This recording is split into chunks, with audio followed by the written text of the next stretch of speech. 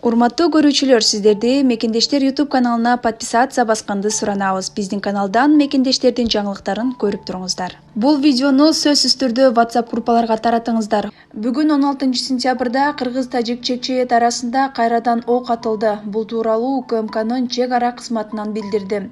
Маалыматка ылайык, саат 7:00 карата кыргыз-тажик чек арасында абал курч бойдон калууда.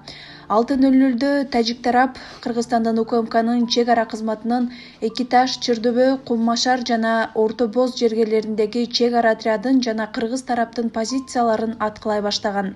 6:30 тажик тарап Баткен чек ара отрядынын Көк Таш чек ара бекетинин көзөмөлүндөгү тилкени миномет менен ата баштаган. Кыргыз Республикасынын УКМКнын чек ара кызматынын Баткен облусунун кыргыз-тажик тилкесинде жайгашкан бөлүмдөрү күчөтүлгөн режимде кызмат кылууда жана абалды турукташтырууга жана жаңжалдын чыгып кетүүсүнүн алдын алууга бардык күчүн жумшайт.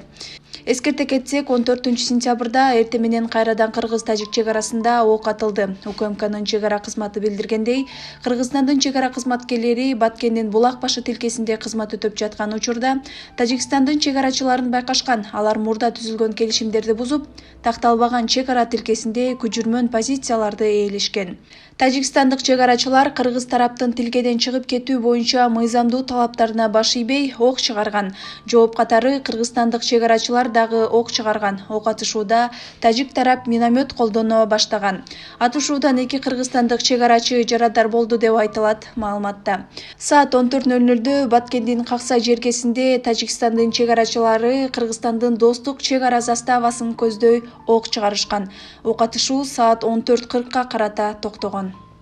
Урматтуу көрүүчүлөр, сиздерди Мекендештер YouTube каналына подписация басканды суранабыз. Саламатсыздарбы, айымдар жана мырзалар, кутмандуу күнүңүздөр менен Арно концерт куттуктоо программабыз тарталды. Кызматыңыздарда Селюсон кызы. Жашоо өткөн күндөр эмес, эсте калган көз ирмемдер менен бааланат деп философтор айтышкан. Дал ошол сыңары эсте калган көз ирмемдерди калтыралы, жакшылыкка жанашып, жакыныбызды жакшы кылуу тилектери менен кубанталы.